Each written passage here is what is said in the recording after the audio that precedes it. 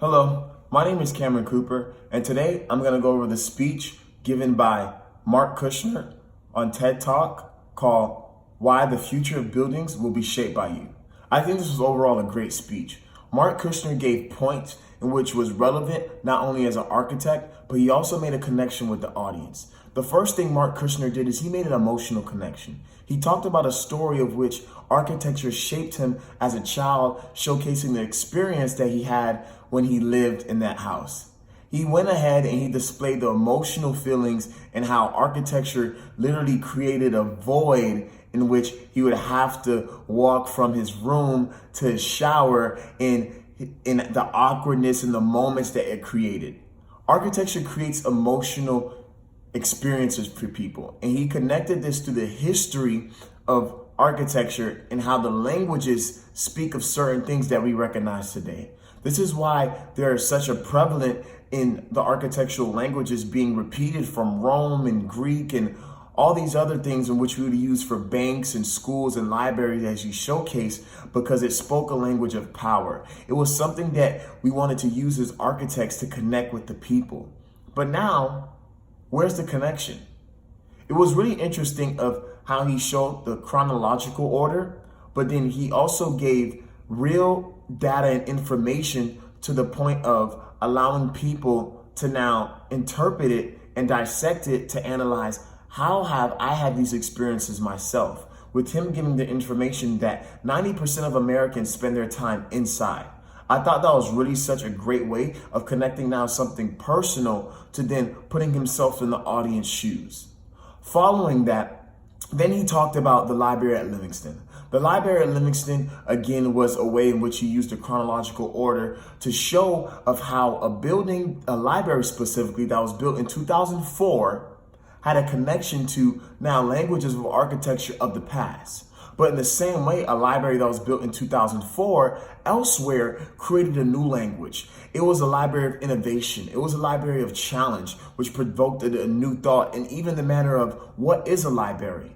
This is now which the pendulum of what he was speaking about, switching from innovation to then history, of which we try to find this balance because we go too far to each edges.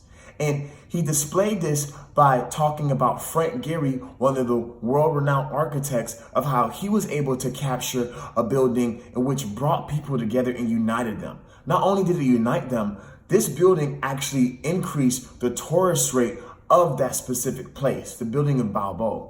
So this is something that I really found intriguing and helpful of then making connections and having details overall to what I am trying to convey with my speech. He gave off the bat, even from his title, of why the buildings of the future is built by you. All of these things is leading to now, how am I taking part of the architectural manner of building and how I haven't taken part to then showcase the future of building. There is no history of architecture, as he says. Now, when he explains how the pendulum, due to media, has now gotten to a place where we can be both in innovation and history at the same time. This was really profound of how he was breaking it down and then showing examples of his own work with the renovation.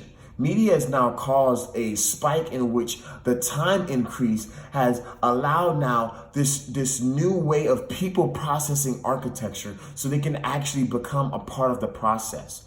Before, crazy ideas and designs, they were hard to capture because we didn't have a connection necessarily with the people. But now through realistic renders and approaches of exactly what he was saying is now allowing things to be alive and critiqued and analyzed before they even exist. These are the connections that are now being made that segue us to having really the future of buildings being built by us. We have perception, we have the media, and we have really a voice in this now. Because as architecture continues to thrive, it's always been found upon what is the language in which we're trying to convey. And now the language of what we're trying to convey is not one of the past, but one of the present and one of the future. Seeking for different ways that we can shape and form buildings that ultimately shape and form our lives. How can we allow these buildings to provoke thought and help push us more towards a united place? I think this was really a profound speech and overall had an effect on me as an architect and aspiring to be one as a student, to make sure I think of my projects, make sure I analyze the process of being able to use different type of speech techniques to underline, have an outline and display information adequately that will overall give the audience my main theme.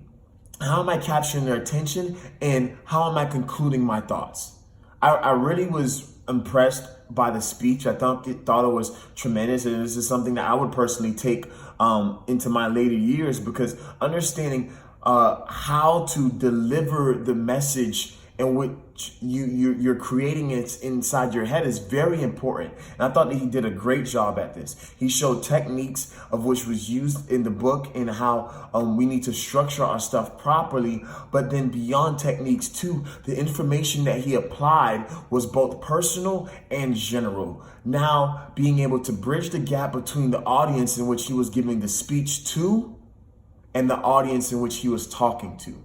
I really believe that this felt like a conversation, even though I couldn't converse with him back. He spoke about it in a way that it allowed, communication to be brought forward to then be communicated after. Overall, this was a great speech. I thought it was really phenomenal, and it showed how he used the chronological order. It shows how he used problem cause and how he outlined certain things to then go backwards to connect them. And really, the point was clear from the get-go, and he used the space in between to fill in the details to try to get ultimately the audience to understand why we are now a part of the future of buildings, of why the buildings of the future belong to us. Thank you.